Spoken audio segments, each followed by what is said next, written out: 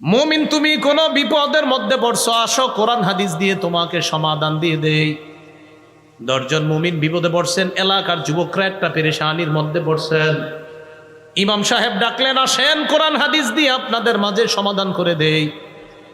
2 জন ভয়ঙ্কর একটা ঝামেলার মধ্যে পড়ছে। ইমাম সাহেব বললেন, আসেন কোরআন হাদিস দিয়ে আপনাদেরকে ফায়সালা করে দেই। 2 জনের সমস্যা, 3 জনের সমস্যা, এলাকার সমস্যা। ইমাম সাহেব বললেন, আসেন না কোরআন হাদিস দিয়ে সমাধান করে দেই। তখন মুমিনরা বলে, সামিআনা ওয়া আতা'না, আমরা শুনলাম, মেনে নিলাম। সুবহানাল্লাহ। মুমিনদেরকে যখন কোরআন আর হাদিসের দিকে ডাকা হয়, ভাই আসেন কোরআন হাদিস দিয়ে আপনার এই সমস্যার সমাধানটা করে দেই, তখন করার পরে মুমিনের জবাব হবে, শুনলাম, মেনে নিলাম। যেহেতু আমার আল্লাহ বলছে, আমার নবী বলছে, সামিআনা ওয়া আতা'না, শুনলাম, মানলাম। বলেন তো ভাই, মুমিনরা আল্লাহর কথায় আর নবীর কথায় কি বলবে? বলেন, শুনলাম, মানলাম, শুনলাম, মানলাম। মনে থাকবেন ইনশাআল্লাহ। 16 নম্বর পৃষ্ঠা, সূরা হুজুরাতের 15 নম্বর আয়াতে আছে, আল্লাহ তাআলা বলেন, ইন্নামাল মুমিনুনাল্লাযীনা আমানু বিল্লাহি ওয়া রাসূলিহি সুম্মা লাম ইয়ারতাবু ওয়া জাহাদু বিআমওয়ালিহিম ওয়া আনফুসিহিম ফি সাবিলিল্লাহ। প্রকৃত ঈমানদার তারা যারা আল্লাহ এবং তার রাসূলকে বিশ্বাস করে, কোনো প্রকার সন্দেহ করে না। ওয়াজাহাদু বিআমওয়ালিহিম ওয়া আনফুসিহিম ফি সাবিলিল্লাহ, যারা নিজেদের জানমাল নিয়ে আল্লাহর রাস্তায় লড়াই করে। এই আয়াতে 2টি বৈশিষ্ট্য পেয়ে গেলাম। সন্দেহ ছাড়া আল্লাহকেও বিশ্বাস করে, রাসূলকে বিশ্বাস করে, আল্লাহর রাস্তায় জানমাল নিয়ে লড়াই করে। আল্লাহ আমাদেরকে এমন খাঁটি মুমিন হওয়ার তৌফিক দান করেন। এবার আমরা সূরা আনফালের 2-3 নম্বর আয়াত থেকে আরো 5টি বৈশিষ্ট্য জানব। আগের 2টি আর 5টি, মোট হলো 7টি। আল্লাহ তাআলা বলেন, ইকু দিয়েন না, মাইকম্যান ভাই কোথায়? ইকু দিয়েন না। ইন্নামাল মুমিনুনাল্লাযীনা ইযা যুকিরাল্লাহ, মুমিন তারা যাদের সামনে যখন আল্লাহর জিকির করা হয়, ওয়াজিলাত কুলুবুহুম, তখন তাদের অন্তর প্রকম্পিত হয়। আল্লাহর জিকির করা হলে তাদের অন্তরসমূহ প্রকম্পিত হয়। এই জন্য এখান থেকে বুঝলাম, জিকির করা এটা দৈনন্দিন অভ্যাসে পরিণত করা। অন্যরা জিকির করলে শুনতে হবে, নিজেও জিকির করতে হবে। সূরা আহজাবের মধ্যে আল্লাহ বলেন, ইয়া আইয়ুহাল্লাযীনা আমানু যকুরুল্লাহা যিকরান কাসীরা, হে ঈমানদারগণ, তোমরা বেশি বেশি আল্লাহর জিকির করো। রাসূলুল্লাহ সাল্লাল্লাহু আলাইহি ওয়াসাল্লাম বলেন, আহাব্বুল কালামি ইলাল্লাহি আরবা, আল্লাহর কাছে সর্বাধিক পছন্দনীয় বাক্য হলো 4টি। পড়ি সবাই, সুবহানাল্লাহ, আলহামদুলিল্লাহ, লা ইলাহা ইল্লাল্লাহ, আল্লাহু আকবার। এই 4টি জিকির আল্লাহর কাছে সবচেয়ে পছন্দনীয়। এই 4টির মধ্যে শ্রেষ্ঠ জিকির আফজালুদ যিকরি লা ইলাহা ইল্লাল্লাহ, সবচাইতে শ্রেষ্ঠ জিকির হলো লা ইলাহা ইল্লাল্লাহ। অর্থ, আল্লাহ ছাড়া কোনো ইলাহ নাই। সহিহ বুখারীর বর্ণনা, 44 নম্বর হাদিস, قال رسول الله صلى الله عليه وسلم يخرج من النار من قال لا إله إلا الله وفي قلبه وزن شعيرة من خير ويخرج من النار من قال لا إله إلا الله وفي قلبه وزن برة من خير ويخرج من النار من قال لا إله إلا الله وفي قلبه وزن ذرة من خير أي من إيمان রাসূলুল্লাহ সাল্লাল্লাহু আলাইহি ওয়াসাল্লাম বলেন, কারো অন্তরের মধ্যে যদি গম পরিমাণ, কারো অন্তরের মধ্যে যদি জব পরিমাণ, কারো অন্তরের মধ্যে যদি সরিষার দানা পরিমাণ ইমান থাকে, অনু পরিমাণ ইমান থাকে, আর যদি খাঁটি ইমান হয়, এই খাঁটি ইমানের সাথে কোনো মুমিনের যদি মৃত্যু হয়, বিভিন্ন অপরাধের কারণে মুমিন যদি জাহান্নামে থাকতেও হয়, আল্লাহ নবী বলেন খাঁটি বিশুদ্ধ সামান্য ইমানের কারণে একদিন এই ব্যক্তি জাহান্নাম থেকে বের হয়ে আল্লাহর জান্নাতের মেহমান হয়ে যাবে। সামান্য খাঁটি ইমান, লা ইলাহা ইল্লাল্লাহ। তাহলে চারটা জিকির বেশি পছন্দনীয় আল্লাহর কাছে।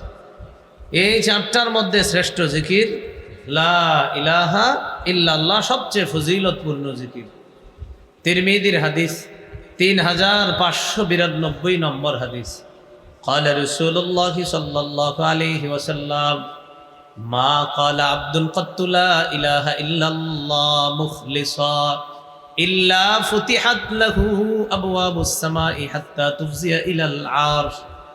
কোন ব্যক্তি যদি ইখলাসের সাথে একবার পড়ে লা ইলাহা ইল্লাল্লাহ, চলেন না আমরা একবার পড়ি এখন, লা ইলাহা ইল্লাল্লাহ, আবার ইখলাসের সাথে লা ইলাহা ইল্লাল্লাহ। নবীজি সাল্লাল্লাহু আলাইহি সাল্লাম বলেন, একবার যদি কোনো বান্দা ইখলাসের সাথে পড়ে লা ইলাহা ইল্লাল্লাহ, আসমানের সবগুলা দরজা খুলে দেওয়া হয়, তার লা ইলাহা ইল্লাল্লাহ যেন আল্লাহর আরশ পর্যন্ত পৌঁছে। আল্লাহ আমাদের সকলকে প্রতিনিয়ত আল্লাহর জিকিরে যেন আমাদের জিহ্বাটা তরুতাজা রাখতে পারি, আল্লাহ তৌফিক দান করেন। এই হলো মুমিনের একটা বৈশিষ্ট্য, তার সামনে জিকির করলে অন্তর প্রকম্পিত হয়, আল্লাহর ভয়ে অন্তর কাঁপতে থাকে। আয়াতের মধ্যে দ্বিতীয় বৈশিষ্ট্য আল্লাহ আলোচনা করতেছে, ওয়া ইযা তুলিয়াত আলাইহিম আয়াতুহু জাদাতহুম ঈমানা। মুমিন তারা যাদের সামনে কোরআন তেলাওয়াত করা হলে এই তেলাওয়াত তাদের ঈমান আরো বাড়ায় দেয়, তেলাওয়াত তাদের ঈমান বাড়ায় দেয়। কোরআন তেলাওয়াত যখন করা হবে মন দিয়ে শোনা, নিজেরা পড়া, অন্য তেলাওয়াত করলে মন দিয়ে শোনার চেষ্টা করা। মাহফিলে কোরআন তেলাওয়াত হলে মন দিয়ে মানুষ তেলাওয়াত শোনে না, কেউ খানার কাজে থাকে, কেউ চা খায়, একজন আরেকজনকে বলে তাড়াতাড়ি চা খা, আসল ওয়াজ একটু পরে শুরু হবে, মানে তেলাওয়াতটা আসল না, একটু পরে ওয়াজটা আসল। মাগরিবের পরে একটা ছেলের তেলাওয়াত দেয় না, এরা শোনে না কেন? বা একটু পরে আসল ওয়াজ শুরু হইব, তো এখন কি আর এমন সময় কাটাইতেছে, তেলাওয়াত নাকি সময় কাটানো, চিন্তা করছেন? তো দেখবেন তেলাওয়াতের সময় যে যার মতো দেদারছে, খাইতেছে, চা খাইতেছে, খানা খাইতেছে, এই তাড়াতাড়ি কর হুজুরে ওয়াজ শুরু করবো। আরে ভাই এখন কি হইতেছে? এখন তো তেলাওয়াত। যেই তেলাওয়াত আমার আপনার ঈমান বাড়ানোর কথা, তখন আমরা খাইতেছি, খানা বাড়াইতেছি। তো আল্লাহ বলেন মুমিনের বৈশিষ্ট্য, ওয়া ইযা তুলিয়াত আলাইহিম আয়াতুহু জাদাতহুম ঈমানা। মুমিনের আরেকটা বৈশিষ্ট্য, তাদের সামনে কোরআন তেলাওয়াত করা হলে তাদের ঈমান বৃদ্ধি পায়। এই তেলাওয়াত তাদের ঈমানকে আগের চেয়ে আরো বাড়ায় দেয়। এই জন্য রাসূলুল্লাহ সাল্লাল্লাহু আলাইহি সাল্লাম বলেছেন, তিরমিজির হাদিস 2910 নম্বর হাদিস, قال رسول الله صلى الله عليه وسلم من قرأ حرفا من كتاب الله فله به حسنة والحسنة بعشر أمثالها। কোন ব্যক্তি যদি কোরআনের একটা অক্ষর পড়ে, সাথে সাথে তার আমলনামায় আল্লাহ তাআলা 10টি নেকি দিয়ে দেন। একটি অক্ষর।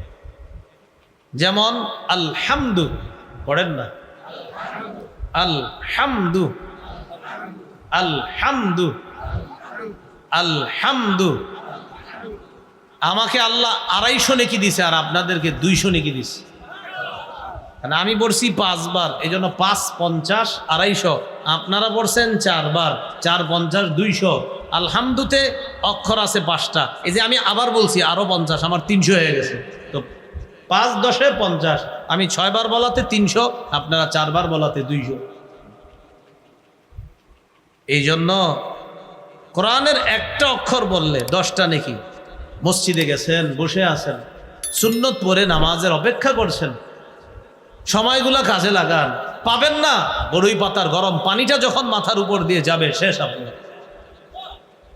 মসজিদে বসে আছেন, সুন্নত পড়ার পর ঘড়িতে তাকিয়ে দেখেন এখনো 10 মিনিট জামাতের বাকি। সামনে থেকে কোরআন টানেন, খুলেন, যেই সূরাগুলো আপনি ভালোভাবে পারেন ওইগুলোই আপনি পড়েন। হুজুর পইরা শেষ, আবার পড়বো, আবার পড়েন, আবার শেষ, আবার পড়েন, পড়তে থাকেন। আপনি একটা অক্ষর 10টা নেই, আরেকজনকে আপনি শিখাইতেছেন নাকি। এই জন্য মসজিদ ভিত্তিক সকালের বক্তব্যটা গুরুত্ব দিতে হবে, আগের চেয়ে আরো বেশি গুরুত্ব দিতে হবে। এলাকার আয়োজক যারা, এলাকাবাসী, যুব সমাজ, আপনাদেরকে হাতে পায়ে ধরে বলবো, বগাদি কান্দাপাড়া, লালুরকান্দি যুব সমাজ, আপনারা মসজিদ ভিত্তিক সকালের যে বক্তব্যটা, এটা খুব বেশি গুরুত্ব দেন। আমাদের দেশ থেকে এই ঐতিহ্য আস্তে আস্তে হারিয়ে যাচ্ছে। মাইকে সকালবেলা হুজুর বলতে হয়, মক্তবের ছাত্রছাত্রীরা তোমরা মক্তবে চলে আসো। এটা এখন হুজুর বইলেও নিতে পারতেছে না বাচ্চাগুলাকে। আগে 250-300 ছাত্রছাত্রী সকালবেলা মক্তবে হয়ে যেত, 10 জন 5 জন এখন মক্তবের ছাত্রছাত্রী। এটা উম্মত ধ্বংস করার নীল নকশা। মসজিদ ভিত্তিক মক্তবগুলা যদি গুরুত্ব না দেওয়া হয়, মানুষ নাস্তিক হতে সময় লাগবে না। এটার গুরুত্ব যত বাড়বে, মুসলমানের সন্তানগুলা নাস্তিকতা থেকে তত ফিরে আসবে। কারণ সকালের ওই শিক্ষাটা সারা জীবন থাকে। এই এলাকার মাস্টার্স পাস যারা, ওদেরকে জিজ্ঞাসা করেন, ভাই বক্তব্য পড়ছেন কার কাছে? বলে আমার অমুক হুজুরের কাছে। অনেক শ্রদ্ধার সাথে বলে মাস্টার্স পাস, কিন্তু বলে ওই হুজুরের কাছে পড়ছি। বক্তব্যে পড়ছে যে হুজুরের কাছে। শাইখুল হাদিসে এলাকার জিজ্ঞাসা করেন, কায়দা পড়ছেন কার কাছে? শ্রদ্ধার সাথে বলে আমগো মসজিদের ইমাম সাহেবের কাছে, খুব শ্রদ্ধার সাথে বলে। কিন্তু এই ঐতিহ্য হারিয়ে যাচ্ছে। সকালের বক্তব্যটা গুরুত্ব দেয়। মাশাআল্লাহ, বক্তব্য সামনে থাকলে হবে না, ছাত্র থাকতে হবে, বাড়াইতে হবে। বলে ইনশাআল্লাহ। তিরমিজির হাদিস 2909 নম্বর হাদিস। قال رسول الله صلى الله عليه وسلم خيركم من تعلم القرآن وعلمه। রাসূলুল্লাহ সাল্লাল্লাহু আলাইহি ওয়াসাল্লাম বলেন, তোমাদের মধ্যে সর্বোত্তম ওই ব্যক্তি যে কোরআন পড়ে অন্যকে পড়ায়। আমি নবী তাকে সর্বোত্তম মানুষ বলে ঘোষণা করলেন। আল্লাহ আমাদেরকে কোরআনের সাথে খুব বেশি লেগে থাকার তৌফিক দান করে। 7 দিনে 1 খতম পড়েন, 3 দিনে 1 খতম পড়েন, 10 দিনে 1 খতম, 30 দিনে 1 খতম, না পারেন 40 দিনে 1 খতম পড়েন। রাসূলুল্লাহ সাল্লাল্লাহু আলাইহি সাল্লাম বলেন, ইকরাইল কুরআনা ফি 40। 40 দিনে অন্তত 1 খতম কোরআন পড়ো। সকালবেলা এলাকায় হেঁটে দেখেন, ঘরগুলাতে এখন কোরআনের আওয়াজ হয় না। এই কোরবানির ছুটিতে বন্ধে আমি আমাদের এলাকায় প্রত্যেক দিন ফজরের পরে আমি হাঁটছি। হাঁটার পরে আমি বুঝতে পারলাম পুরো এলাকাবাসী ঘুমাইতেছে ফজরের পরে। পুরো এলাকা ঘুমাচ্ছে ফজরের পরে, পুরো এলাকা ঘুমাইতেছে ফজরের পরে। বুঝাই যাচ্ছে এলাকাবাসী ঘুমাইতেছে। 8টা 9টায় তাদের সকাল শুরু হবে। হয়তো কেউ ফজর পড়ছে, ফজর পড়ার সাথে সাথে আবার ঘুমায় গেছে, কোরআন পড়ে নাই। কিন্তু আপনি 20-30 বছর আগের বাংলাদেশে যান, সকালবেলা চিপা দিয়ে হাঁটবেন, এক ঘর থেকে কোরআনের আওয়াজ পাবেন। আরেকটু সামনে যান, আরেক ঘরের এক মুরব্বী বৈশা কোরআন পড়তেছে। আরেকটু সামনে যান, কাছারি কয় আমাদের দেশে, হয়তো আপনাদের দিকেও কাছারি বলে। ওই ঘরগুলাতে ওস্তাদরা বৈশা বৈশা বাচ্চাদেরকে পড়াইতেছে, কোরআনের আওয়াজ আসতেছে। তো এখন ফজরের পরের অবস্থা, আপনি কালকে সকালে হাঁটেন, দেখবেন পুরো এলাকা নীরব। মুমিনের 2 নম্বর বৈশিষ্ট্য, কোরআন তেলাওয়াতে তার ঈমান বাড়ে। প্রিয় ভাইয়েরা, কোরআন ধরেন, সকালবেলা ফজর দিয়ে শুরু করেন, ফজরের পর একটা পৃষ্ঠা হলেও কোরআন তেলাওয়াত করেন, হাতে পায়ে ধরে বলি একটা পৃষ্ঠা কোরআন তেলাওয়াত করেন, কোরআনের সাথে মোহাব্বত তৈরি করেন, কোরআনের সাথে ভালোবাসা তৈরি করেন। এ হলো 2 নাম্বার বৈশিষ্ট্য। 3 নাম্বার বৈশিষ্ট্য, ওয়া আলা রাব্বিহিম ইয়াতাওয়াক্কালুন। মুমিন আল্লাহর উপর ভরসা করে। ভরসা কাকে বলে? ঘরে বসে থেকে কোনো চাকরি বাকরি না করে মাস শেষে চিন্তা করবেন পকেটে টাকা আসবে, এটার নাম ভরসা না। ইমাম সাহেবের কাছে বললেন, হুজুর আমার যেন 10,000 টাকা হয়, দোয়া করেন। তো হুজুর খালি দোয়া করে, 10 দিন পরে এসে কই কই টাকা তো আমার আসে না পকেটে।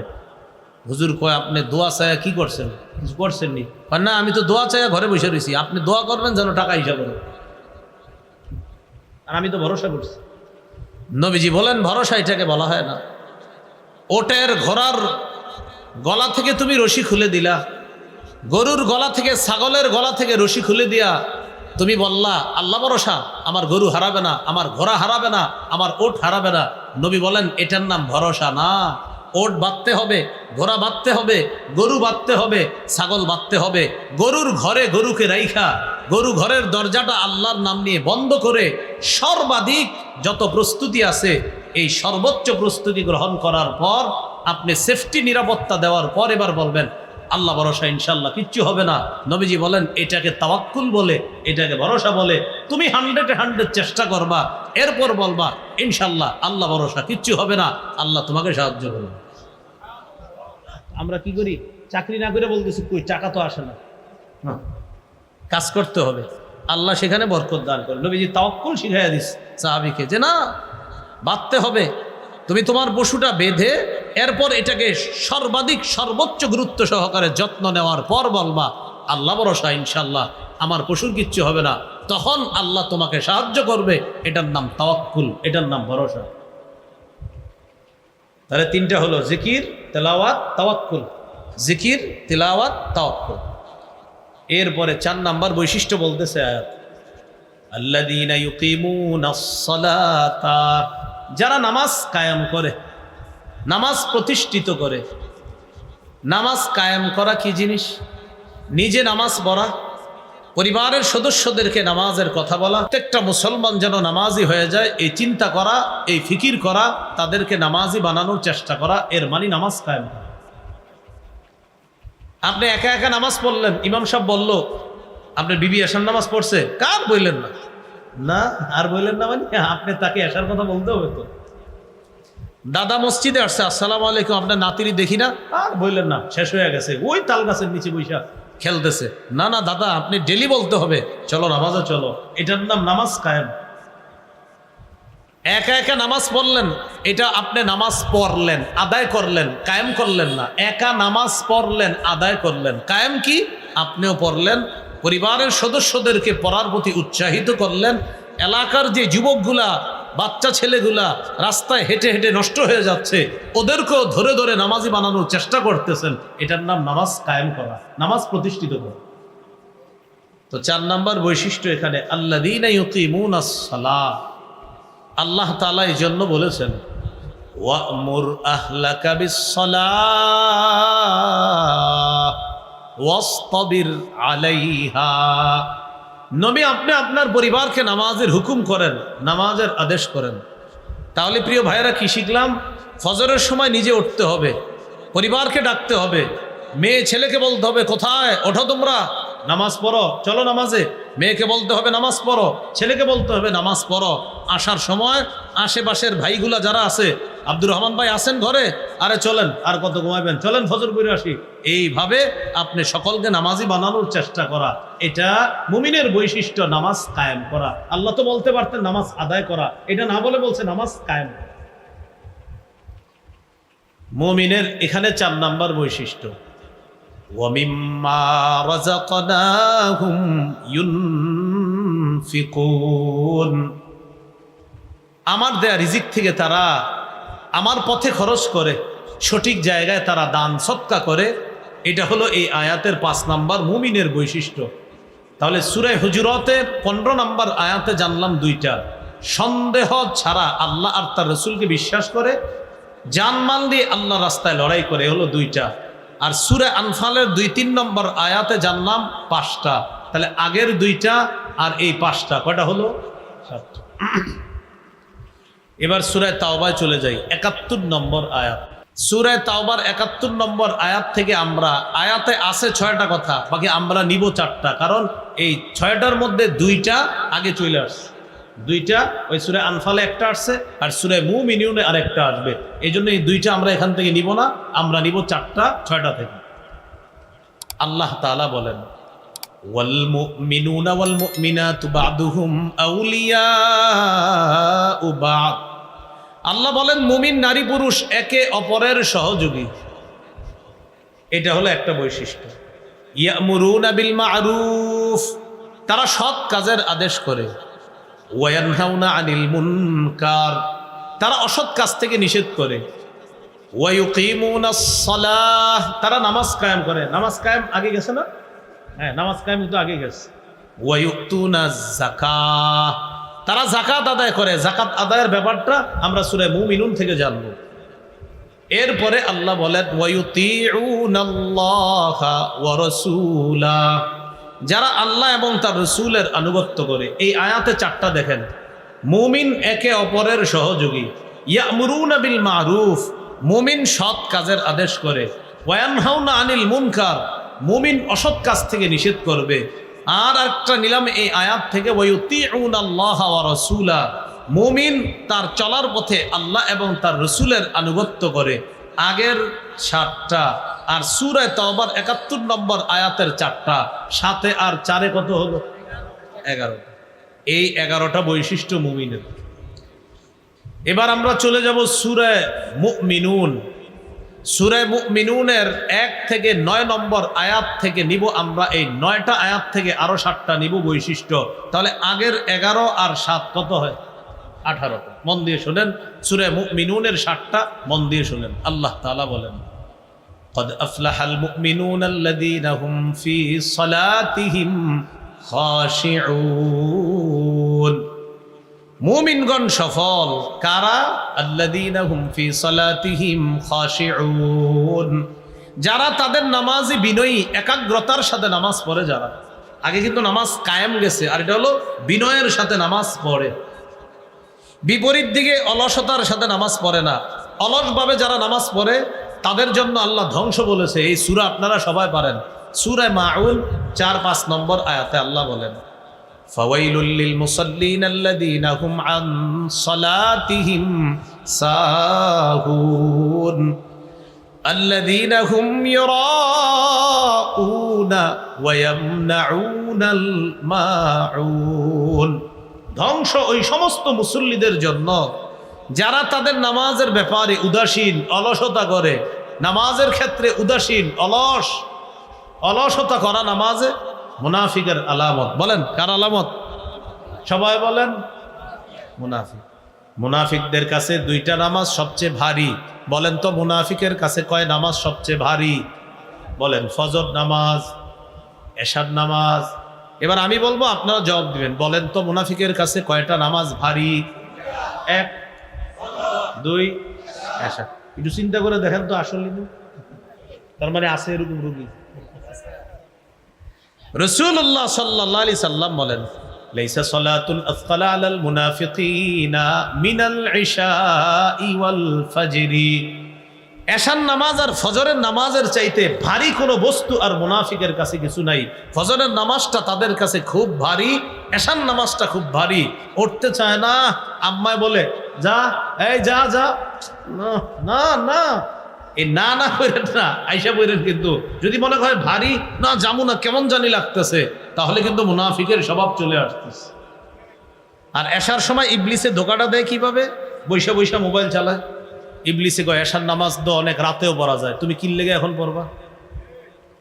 তো 8:30 জামাত, ইবলিস আপনারে বুঝাবে আরেক মসজিদে 15টা জামাত, 15টারটা বইরো। তো আপনি 15টার অপেক্ষায় বসে রয়েছেন। 15টার সময় ইবলিস বুঝায় 15টাই কি জরুরি? এশার নামাজ তো অনেক রাতেও পড়া যায়, তোমরা 4 বন্ধু জামাত করে নিলেই তো হয়। বুঝাইতেছে বুঝাইতে বুঝাইতে বুঝাইতে বুঝাইতে 11টা 12টা বাজায় দিছে। এবার ইবলিস বুঝায় 12টার পরেও প্রয়োজনে এশার নামাজ পড়া যায়, সমস্যা নেই, আরো চলো।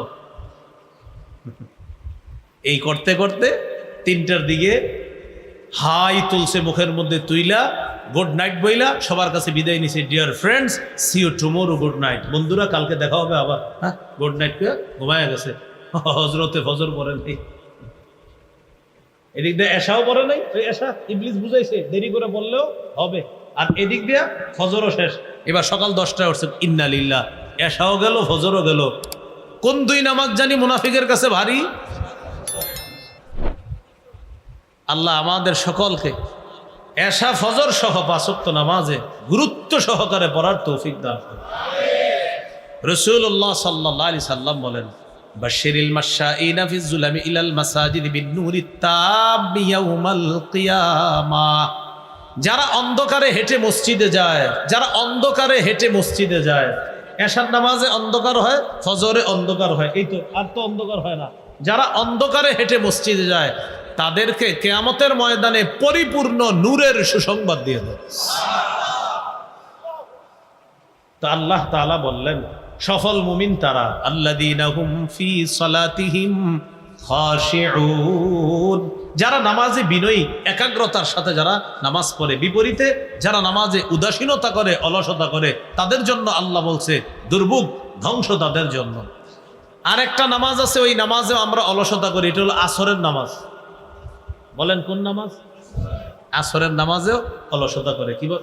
খালি দেখে সূর্যটার দিকে, খালি দেখে কোথায়? সূর্যের দিকে দেখে, দেখতে দেখতে দেখতে, ও আচ্ছা সমস্যা, সূর্যের দিকে তাকায় বারবার। মানে এই করতে করতে সূর্যটা হলুদ বানায়। মায়েরা রান্না বসায়, ভাতটা সিদ্ধ হয়, আর সূর্যের দিকে তাকায়, আসর পড়বে, আরেকটু আরেকটু আলুটা সিদ্ধ হোক, ভাতটা সিদ্ধ হোক। এই করতে করতে সূর্য হলুদ বানায়। ইচ্ছাকৃতভাবে যারা সূর্য হলুদ বানায়া আসরের নামাজ পড়ে, নবী বলেন, তিলকা সালাতুল মুনাফিকিন, তিলকা সালাতুল মুনাফিকিন, তিলকা সালাতুল মুনাফিকিন। এটা মুনাফিকের নামাজ, এটা মুনাফিকের নামাজ, এটা মুনাফিকের নামাজ। যারা ইচ্ছাকৃতভাবে ইচ্ছা করে সূর্যটা হলুদ বানায়া আসর পরে, নবী বলে নাই পরে না, বলছে পরে, এটারেও নবী বলছে এটা মুনাফিকের নামাজ। আর না বললে কি অবস্থা হবে? মানে পড়ছে তারপরে বলছে মুনাফিকের নামাজ, না পড়লে ওর তো হালাতই খারাপ। নবীজি বলেন সূর্যটা হলুদ বানায়া নাকারা আরবা, 4টা ঠোকর মারছে। নবীজি বলেন এটা মুনাফিকের নামাজ। প্রিয় মুসলমান ভাইয়ারা, আসরের সময় ভুলটা হয় কিনা? হয়ে যায়। কেউ বাজারে যায়, কেউ মাঠে খেলতে যায়, বাস অলসতা করতে করতে, বাজার করতে করতে, ইন্না লিল্লাহ, সূর্য যদি ডুবে যাইতেছে, আচ্ছা যাই যাই যাই, কেন আপনি আগে কোথায় ছিলেন? অলসতা করবো না। তা আল্লাহ তাআলা অলস মুসল্লিদের জন্য বলছে দুর্ভোগ তাদের জন্য, যারা নামাজ থেকে নামাজের ব্যাপারে উদাসীন। আল্লাহ আমাদের সকলকে উদাসীনতা কাটিয়ে একাগ্র চিত্তে যেই মুমিন নামাজ পড়ে এমন মুমিন হওয়ার তৌফিক দান। 2 নম্বর বৈশিষ্ট্য মুমিনের, এইখানে আপনার সফল মুমিনের, ওয়াল্লাযীনা হুম আনিল লাগবি মুরিদুন, যারা অনর্থক কথা, কাজ, কর্ম এড়িয়ে চলে, অনর্থক কাজ এড়িয়ে চলে, অনর্থক কথা এড়িয়ে চলে। আজকে থেকে একটা সবক আমরা সকলে শিখি। বলেন, বললে ভালো বলবো, করলে ভালো করব। বললে ভালো বলবো, না বলতে পারলে বলেন চুপ থাকবো। চুপ থাকতে না পারলে ঘুমায় থাকবো। কি করবো? ঘুমায় থাকবো, এটা হাদিসে নাই, এটা আসছে বললে ভালো কথা বলবা, না পারলে চুপ থাকবা। আর ইবলিস যদি আইসা এরপরেও খোসায়, একটু বল, একটু গীবত কর, আপনি কবেন ইবলিস তুমি আমার জ্বালাইতেছো, দাঁড়াও, ঘুমায় যাবেন, ঘুমায় যাবেন, শেষ। সহিহ বুখারীর বর্ণনা 6475 নম্বর হাদিস। রাসূলুল্লাহ সাল্লাল্লাহু আলাইহি সাল্লাম বলেন, মান কানা ইউমিনু বিল্লাহি ওয়াল ইয়াউমিল আখির ফালইয়াকুল খায়রা আও লিয়াসমুত। রাসূলুল্লাহ সাল্লাল্লাহু আলাইহি সাল্লাম বলেন, যে ব্যক্তি আল্লাহকে বিশ্বাস করে, আখিরাত বিশ্বাস করে, সে যেন ভালো কথা বলে অথবা চুপ থাকে। হয়তো ভালো কথা বলবে, না হয় চুপ থাকবে। তাহলে অনর্থক কথা এড়িয়ে চলা এটা মুমিনের বৈশিষ্ট্য, অনর্থক কর্ম এড়িয়ে চলা এটা মুমিনের বৈশিষ্ট্য। রাসূলুল্লাহ সাল্লাল্লাহু আলাইহি সাল্লাম বলেন, মিন হুসনি ইসলামিল মারই তারকুহু মা লা ইয়ানি, ইসলামের অসাধারণ সৌন্দর্যতা হলো মুমিন অপ্রয়োজনীয় কথা কাজ এড়িয়ে চলে, এটা ইসলামের সৌন্দর্যতা। আচ্ছা আচ্ছা, সে কি মুসলমান? কয় হ্যাঁ। কিভাবে? তার মুসলমানিত্বের একটা সৌন্দর্যতা হলো সে অনর্থক কথা এড়িয়ে চলে, সে অনর্থক কাজ এড়িয়ে চলে, এটাই তো তার ইসলামের সৌন্দর্য।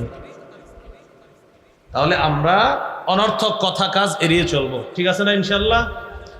দেখেন আমাদের দেশে নির্বাচন যত এগিয়ে আসে মানুষের অনর্থক কথা তত বাড়ে।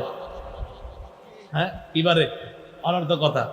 চা দোকানের সামনে একদল গবেষক তৈরি হবে, আবার এরকম আপনার এই ছোট্ট প্যান্ডেল বানাবে, এটার নিচে একদল গবেষক তৈরি হবে, বসে বসে বলবে এবার এরকম হইলে ঠিক আছিল, এরকম হইলে না ঠিক না। মানে হে বুঝায় যে এরে যদি আপনার পুরা দুনিয়ার দায়িত্বটা দেওয়া হইতো তাহলে ঠিক ছিল, তো আপনি এই জায়গায় চা দোকানের সামনে কেন?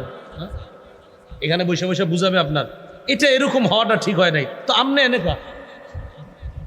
এখানে বসে মানে এখানে বসে বসে আপনার বুঝাবে, মানে উনি এমন বুঝ দিবে আপনারে মনে হয় এই পৃথিবী পরিচালনা করার যোগ্যতা তার আছে, আপনি 2500 বসে রয়েছেন। এরকম একদল লোক পাবেন রাত 2টা-3টা পর্যন্ত অনর্থক কথা বলবে। মহাব্বতের সাথে বলে যাই, এই অনর্থক মজলিসগুলাতে যাবেন না, অনর্থক মজলিসগুলা এলায় চলবেন। বলেন ইনশাআল্লাহ? না, নিজের সময়গুলা নষ্ট করবেন না, ঠিক আছে না ইনশাআল্লাহ? আল্লাহ তৌফিক দান করেন। তো সফল মুমিনের 2 নাম্বার বৈশিষ্ট্য গেল এটাতে, অনর্থক কথা কর্ম এড়িয়ে চলে। 3 নাম্বার, ওয়াল্লাযীনা হুম লিয-যাকাতি ফাঈলুন, যারা যাকাত আদায় করে। অতীতে যারা বকেয়া যাকাত দেন নাই, যাকাতগুলো আদায় করে নিয়েন, ভবিষ্যতে যাকাত দিতে হবে। আপনার উপর 1 লক্ষ টাকা যাকাত আসছে, আপনি 20,000 টাকার যাকাত দিলেন, এর মানে আপনার 80,000 টাকা যাকাত বাকি আছে। এই 80,000 টাকার যে যাকাত দেন নাই, এই সঞ্চিত সম্পদ আপনার কিয়ামতের ময়দানে বিষধর রূপান্তরিত সাপ হবে, একটা বিষধর সাপে রূপান্তরিত হবে। এই সাপ আপনার মুখের কাছে এসে বলবে আনা কানজুকা আনা মালুকা, আমি তোমার সেই সম্পদ, যেই সম্পদ তুমি যাকাত দাও নাই, আজকে আমি সাপ হয়ে তোমাকে খাবো। ভাই 1 লক্ষ টাকা যাকাত 20 দিছেন আর 80 দেন নাই, যাকাত আদায় হয় নাই, 80,000 বাকি রয়ে গেছে, এটা আদায় করতে হবে আপনার।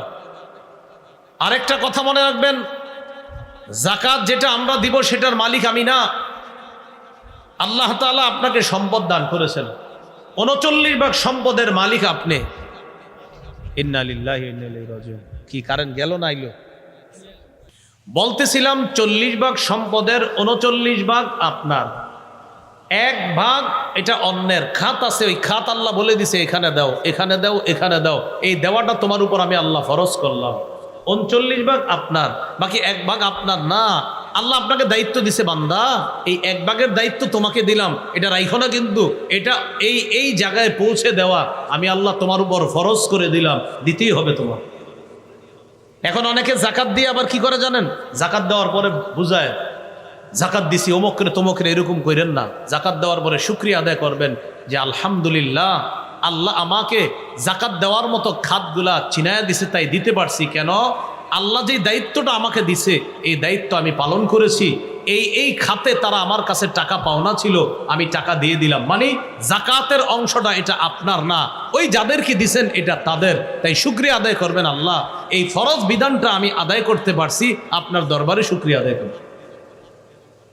ভাই সবাই বলেন তো, যাকাতের যে অংশটা এটা কি মালিকের না যাদের খাত তাদের? হ্যাঁ তাদের, এই কথাটা মনে রাখবেন।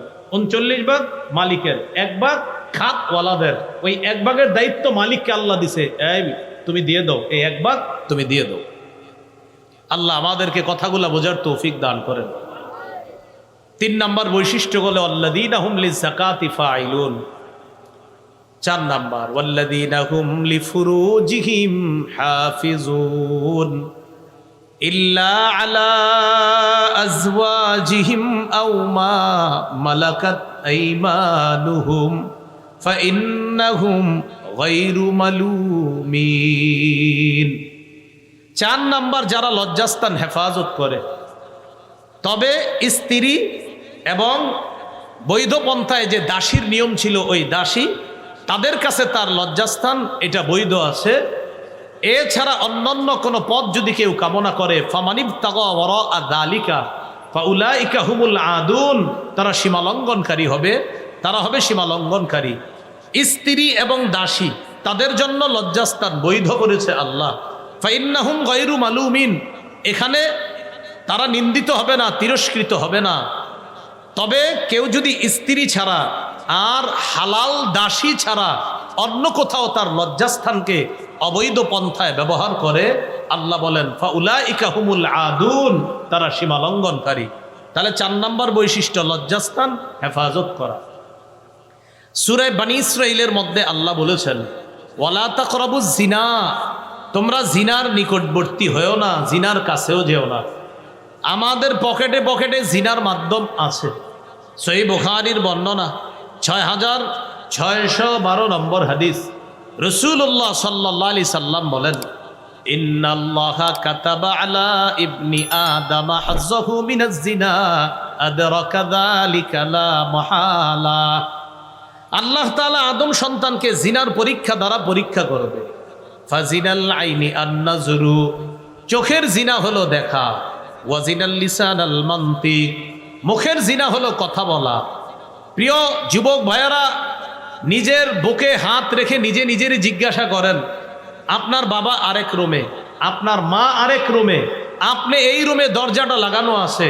আপনি চাইলেই মোবাইলে চোখের জিনায় লিপ্ত হতে পারেন, আপনি চাইলেই অন্তরের জিনায় লিপ্ত হতে পারেন, আপনি চাইলেই মুখের জিনায় লিপ্ত হতে পারেন, আপনি চাইলে এটা সম্ভব।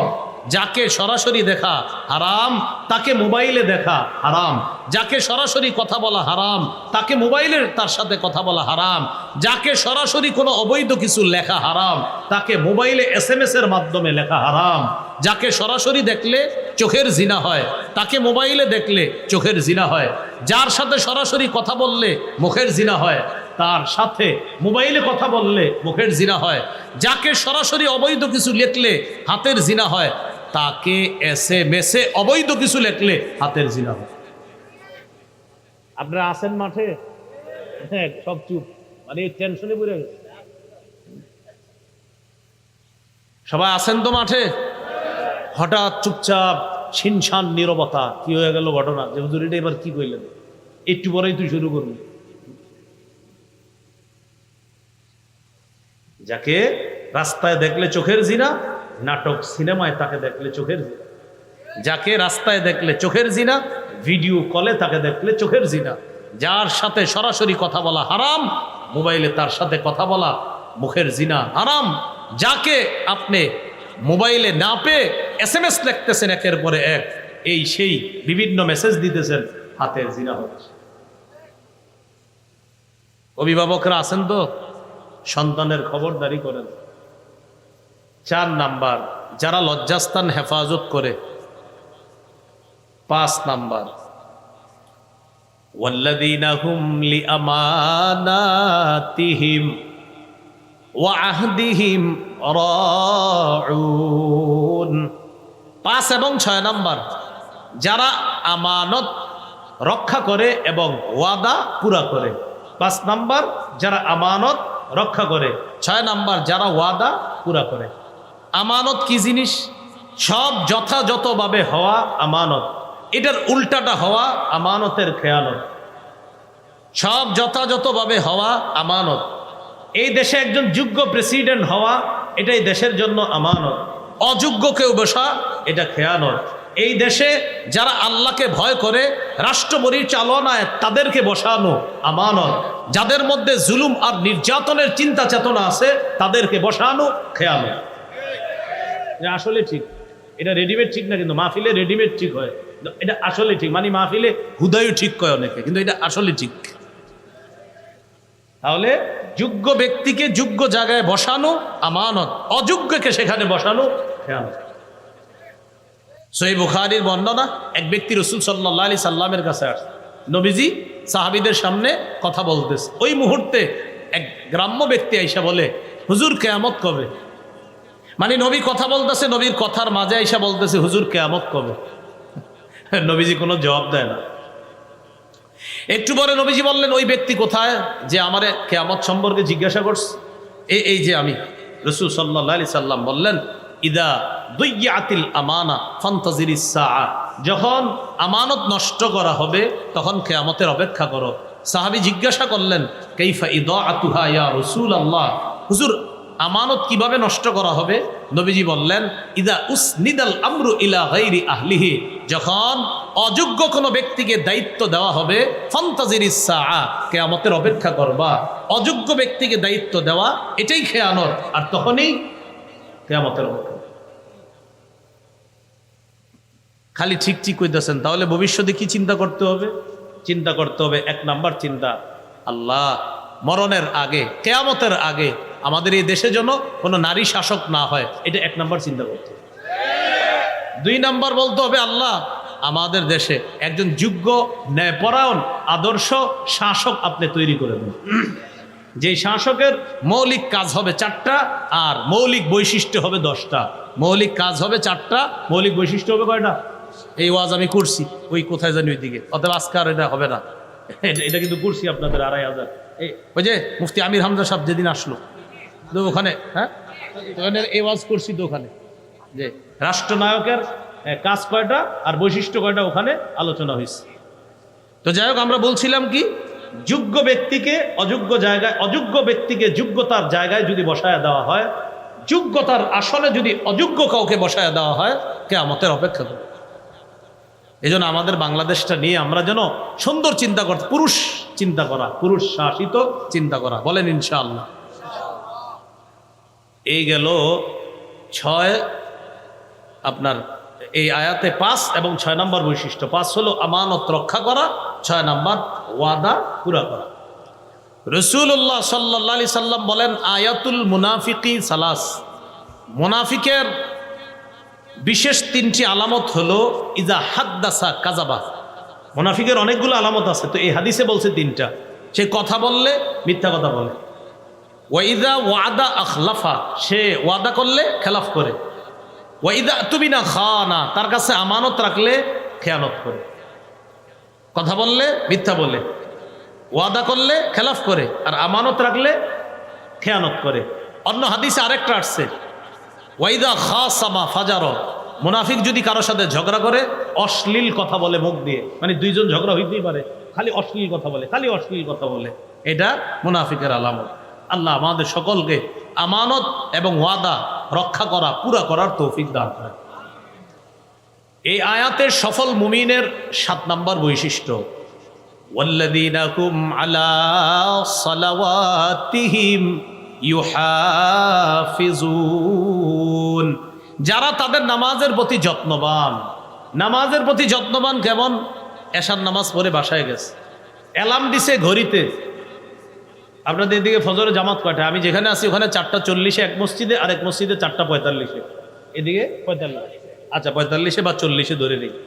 তো উনি অ্যালার্ম দিছে 4:30 বা 25 বা 20, 4:20 অ্যালার্ম দিছে ঘড়িতে।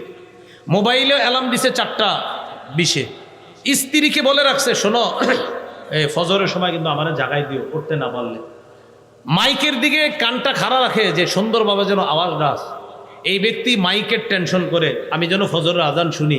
এই ব্যক্তি স্ত্রীর অপেক্ষা করে আমার বিবি যেন আমার জাগায় দেয়। এই ব্যক্তি ছেলের বইলা রাখে, বাবা তুই যদি আগে উঠোস আমার একটু উঠাইয়া দিস। মেয়েরে বলে রাখে, মা তুমি উঠলে আমার একটু জাগায় দিও। মোবাইলে অ্যালার্ম দিছে, ঘড়িতে অ্যালার্ম দিছে, কেন? আমার ফজর যেন কাজা না হয়।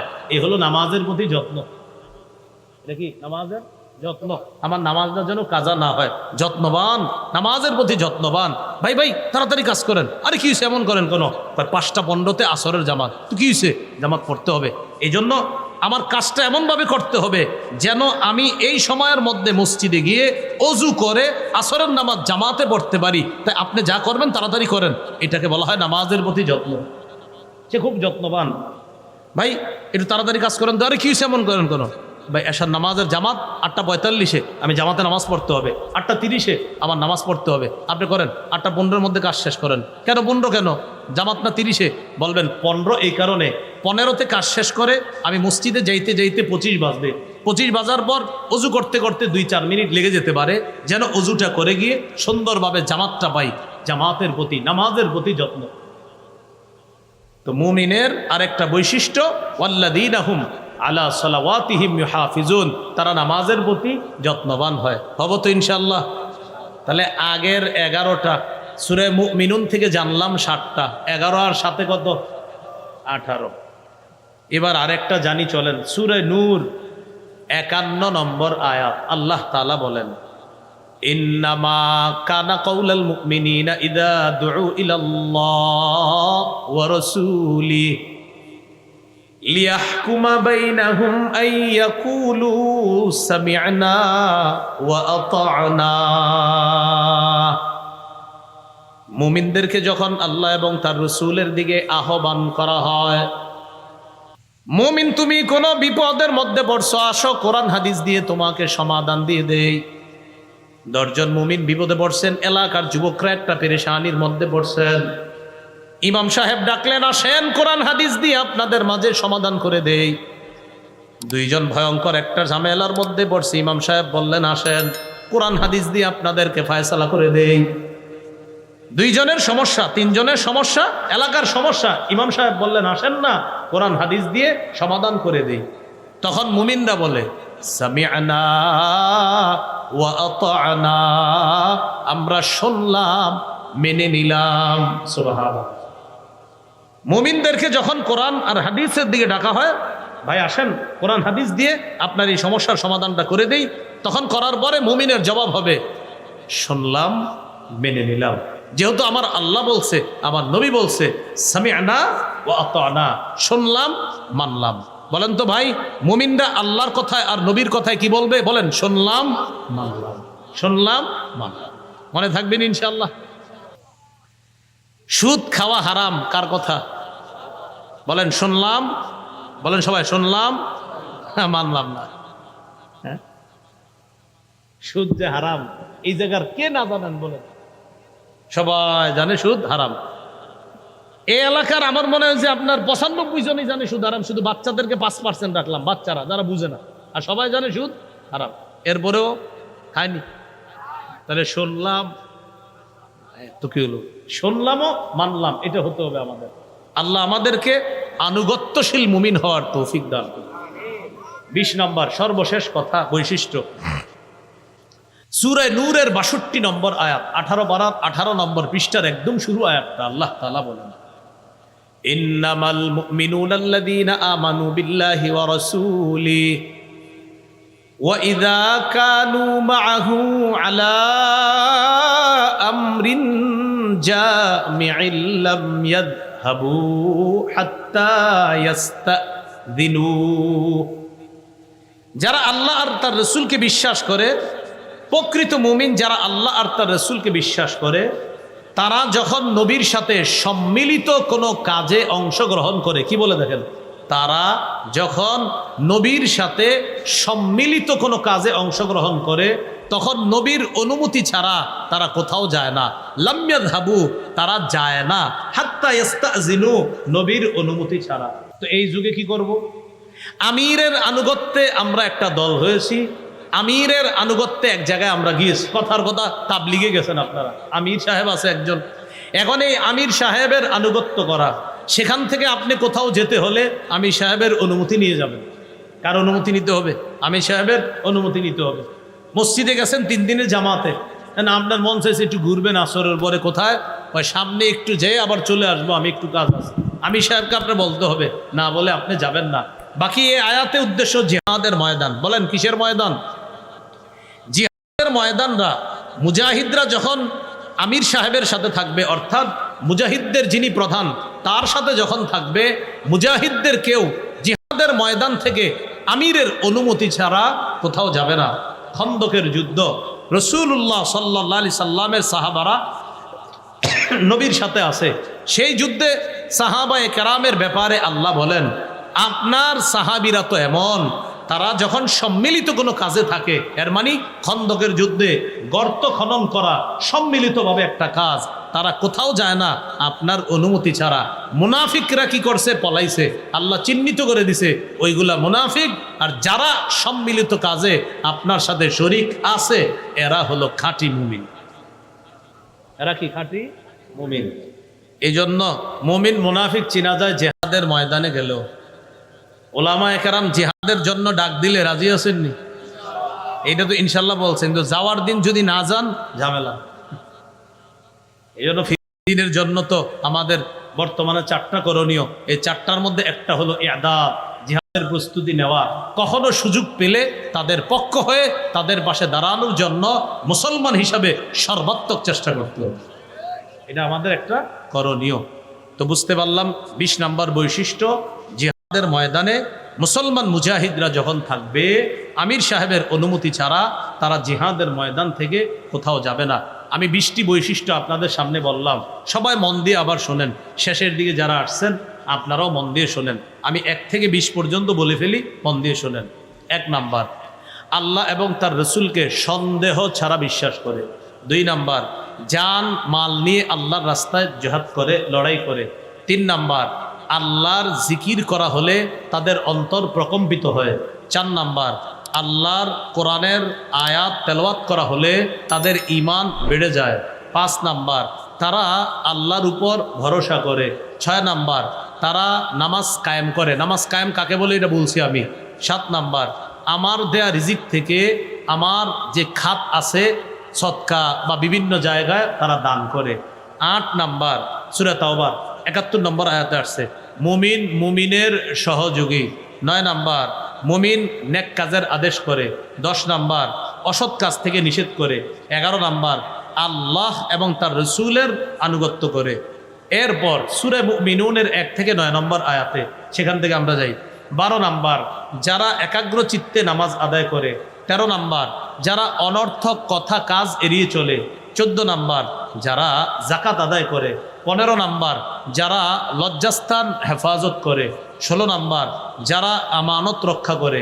17 নাম্বার, যারা ওয়াদা রক্ষা করে। 18 নাম্বার, যারা নামাজের প্রতি যত্নবান। যত্ন কাকে বলে?